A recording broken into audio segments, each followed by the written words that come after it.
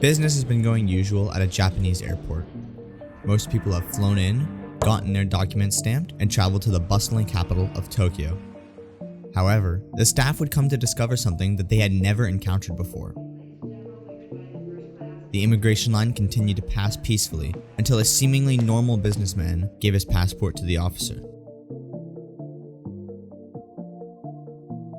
Although he had just had a conversation to another person in French, he politely greeted the officer with fluent Japanese.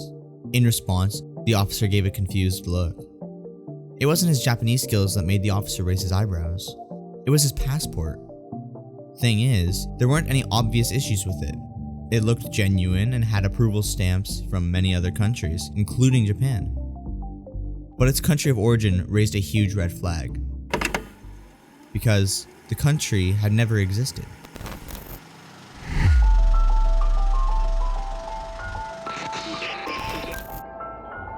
This bizarre scenario reportedly occurred in 1954 at what is currently recognized as the Tokyo International Airport.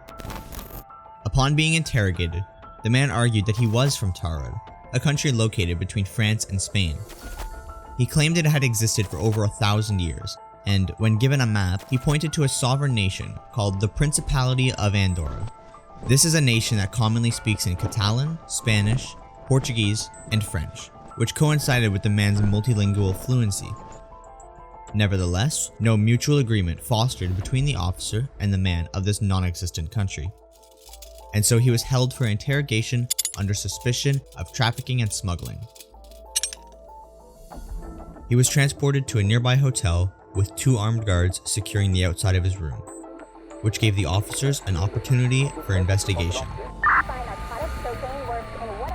Recovered from the man's possessions, the officers found several more items: a checkbook, a driver's license, company documents, and various currencies. When they contacted his booked hotel, there was no trace of his reservation. When they inspected his checkbook, there was no existing record of the bank. And when they contacted his company, the company was just as perplexed as the officers about the man's mysterious identity. All in all, these clues led the officers to believe that this mysterious man had at least been a forger. And with this serious crime, the man was doomed to suffer serious criminal punishments.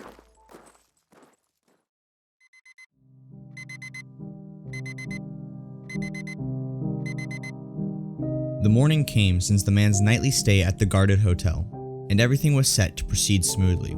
He would be taken to jail, interrogated further, and a court date was to be set. After all, the officers had found all the evidence they needed. As the guards opened his hotel door, still just as alert from the previous night, they saw a perfectly fine room with a haunting exception. The man had disappeared. There were no signs of escape, no balcony to escape from, and most importantly, all recovered evidence from the airport storage had just as quickly vanished. Just when everything seemed to be figured out, everything had quickly turned back to square one. Against all logic, the man and any documentative proof of his existence had been wiped from the world, just like this mysterious country of Taured.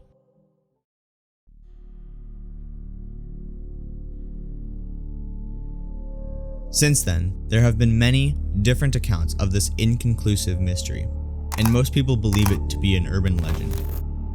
Some believe that the man was actually from a parallel universe where their Earth had the nation of Taured instead of Andorra. Supposedly, he had shifted to our reality by accident, which caused the confusion between him and the airport, since he really believed he was from the make-believe nation. Then, he somehow shifted back to his reality at the guarded hotel, which would explain his nightly disappearance, along with his belongings.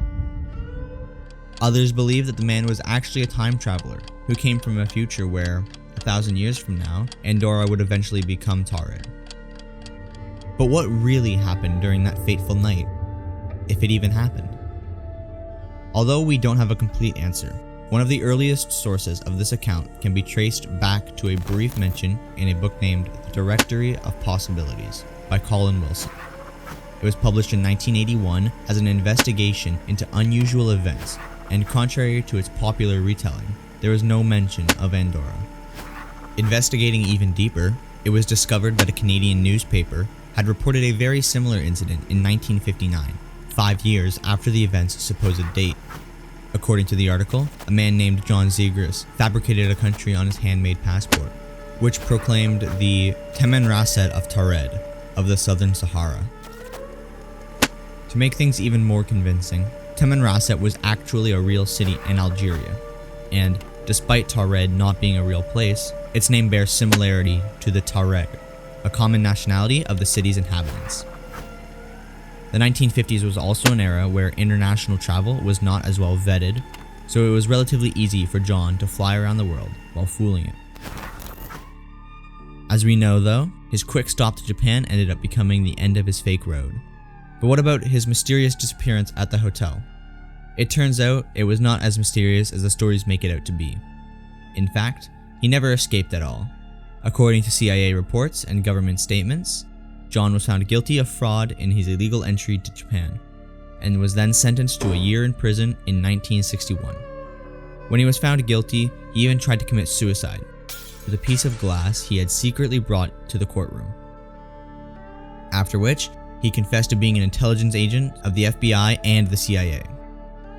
By then, Japan was in an unprecedented economic transformation since their surrender of the Second World War, just 14 years prior.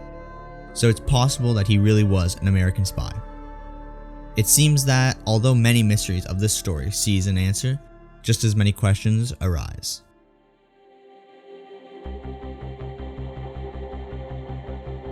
Today, the man from Taured continues to live as an urban legend, from discussions on internet forums to live-action portrayals in movies. Similar scenarios have even occurred elsewhere. In 1851, a man in Germany claimed he was from the non-existent country of Laxaria.